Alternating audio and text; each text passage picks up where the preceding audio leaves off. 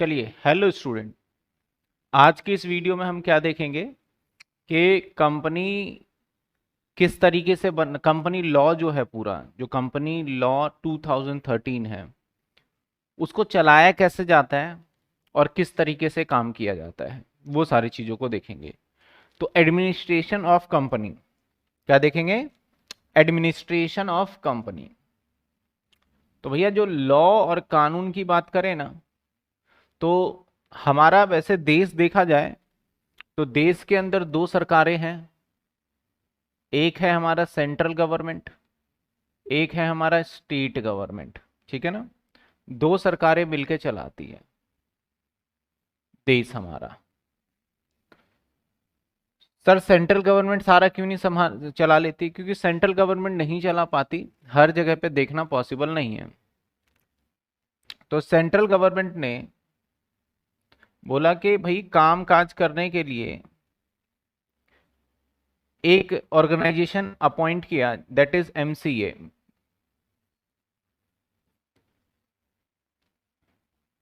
Minister of corporate affairs of India,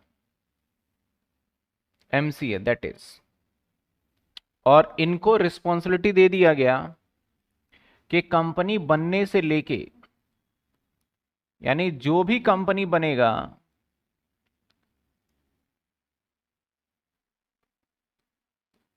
यानी company का मतलब कंपनी लॉ, जैसे अब 2013 आ गया, तो जो भी कंपनी लॉ बनेगा, इस लॉ के अंदर चेंज करना, इस लॉ के अंदर अपडेट करना, क्या क्या, इस लॉ के अंदर चेंज करना या फिर लॉ के अंदर कुछ अपडेट करना या कुछ सेक्शन डिलीट करना, कुछ सेक्शन एडिशन करना, वो सारी जिम्मेदारी दी गई इनको। तो एमसीए का तो काम यही था। अब एमसीए ने क्या देखा, यार हम ये काम तो कर रहे हैं, तो कंपनी सही से जो रजिस्ट्रेशन करवा रही है उसका देखरेख किसको दिया जाए। तो एमसीए ने अपने अंडर में अपॉइंट किया, सर किसको अपने अंडर अपॉइंट किया? Regional director, director. सर इस रीजनल डायरेक्टर का क्या काम था? क्योंकि एक रीजनल डायरेक्टर नहीं किया। अगर मैं इंडिया की बात करूं, अगर इंडिया की बात करें तो इंडिया में वैसे चार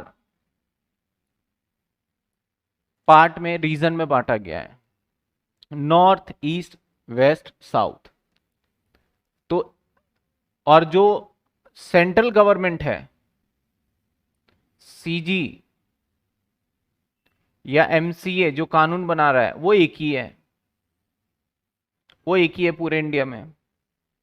अब हर जगह जगह कंपनी बना होगा, हर जगह जगह, हर जगह जगह जगह जगह कंपनी बना होगा। बहुत सारे छोटे छोटे राज्य कंपनी बनता ही रहता है। तो भैया बोला हम सबको नहीं देख सकते, हम क्या करते हैं, चार रीजनल डायरेक्टर बना देते हैं, नॉर्थ, साउथ, ईस्ट और वेस्ट में। भाई अब नॉर्थ की बात करें तो नॉर्थ थोड़ा सा नहीं है, बहुत बड़ा है। आपका नॉर्थ में दिल्ली आ गया, तो बहुत सारा एरिया आ जाता है। तो रीजनल डायरेक्टर ने बोला भाई साहब मेरे बस की नहीं है इतने सारे लोगों को देखना।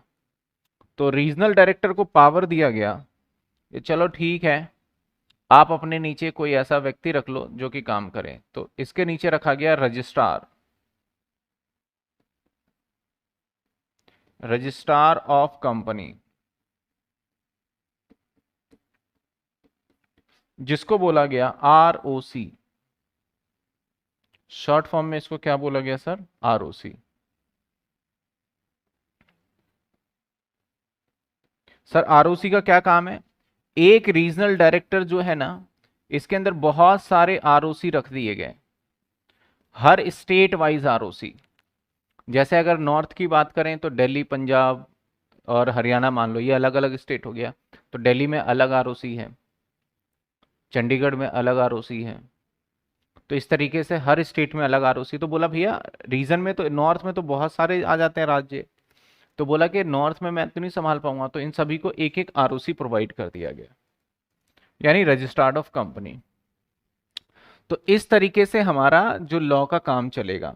यानी आप अगर आज कंपनी बनाना चाहते हो, आप जेन्युइनली चाहते हो, आपका नाम क्या है, मान लेते हैं आप मिस्टर राम, और आप चाहते हो कि हम एक कंपनी बना लें, तो कंपनी बनाने के लिए आपको पता है किससे कम्युनिकेट करना पड़ेगा साहब, आपको कम्युनिकेट करना पड़ेगा सीधा इनसे। आप यहां तो जा ही नहीं सकते, आप इनसे कम्युनिकेट करेंगे। फिर ये अगर कोई दिक्कत होगी तो किससे कम्युनिकेट करेंगे, इससे, और ये किसको रिपोर्ट करेंगे, इसको, और ये किसको रिपोर्ट करेंगे, इसको। तो ये चेन बना दिया, इस तरीके से चलेगा। कम्युनिकेशन का इनसे मतलब है कि आपने एप्लीकेशन जमा करना है, फॉर्म भरना है, अपनी कंपनी का क्या नाम होना चाहिए, नहीं होना चाहिए, आपके कंपनी का एड्रेस बदलना है या वही रहेगा, आपके कंपनी में और क्या क्या चीजें होंगी, इससे मतलब लेना देना ये है। ठीक है। लेकिन एक मजे की बात देखा जाए, दो ऐसे राज्य हैं, एक महाराष्ट्र और एक तमिलनाडु।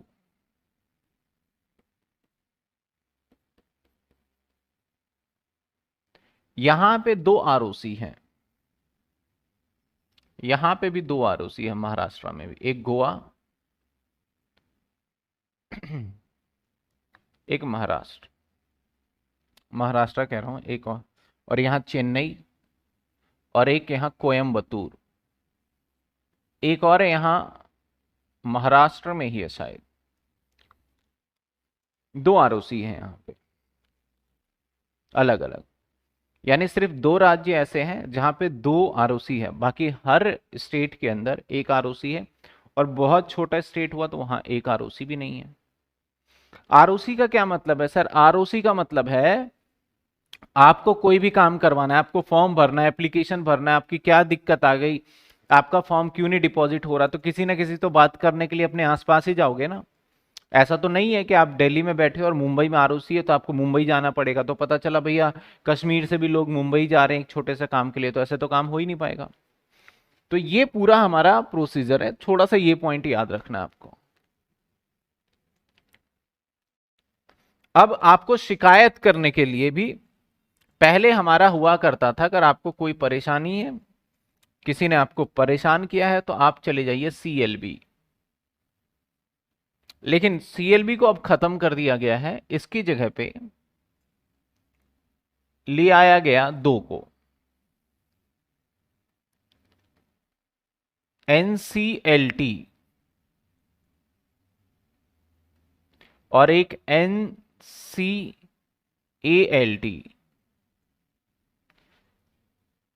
दो है। ये छोटे छोटे कोर्ट हैं, इसे ट्राइब्यूनल भी बोला जाता है, इसको ट्राइब्यूनल भी बोला जाता है। तो ये छोटे छोटे क्या है, हमारे कोर्ट हैं। अगर कंपनी के अंदर कुछ भी काम हो रहा हो, एमलगमेशन, मर्जर, वाइंडिंग अप, तो आपको ये ऑर्डर देंगे, आपको इनको फॉलो करना है, आरओसी के पास नहीं जाना, आपको एनसीएलटी के पास जाना होगा। अब एनसीएलटी ने आपको कोई ऐसा लेटर इशू कर दिया, बोला भैया तुम गलत तरीके से मर्जर कर रहे हो, ये एक फ्रॉड, नहीं चलेगा, और जिससे आप, यानी आप इस लेटर से एग्री नहीं करते, डिसएग्री करते हो, भैया तुमने गलत बात लिखी, ऐसा तो हम कर ही नहीं रहे, तो आपको कंप्लेन करना होगा। तो कंप्लेन करने के लिए आप जाओगे एनसीएलटी, अपीलेट लॉ ट्रिब्यूनल, इनके पास शिकायत करोगे, फिर ये इनको भी बुलाएंगे और आपको भी बुलाएंगे, दोनों की बातों को सुनेंगे और जो फैसला होगा ये सुनाया जाएगा। अगर आप इनसे भी सहमत नहीं हो तो फिर आप कोर्ट की तरफ मूव करोगे, स्टेट कोर्ट हो गया, फिर हाई कोर्ट हो गया, फिर सुप्रीम, जो ऐसे भी कोर्ट है, उस हिसाब से हमारा चलेगा। तो ये पूरा का पूरा हमारा प्रोसीजर था किसका सर? Administrative work. किसका एडमिनिस्ट्रेटिव वर्क? हमारा कंपनी का।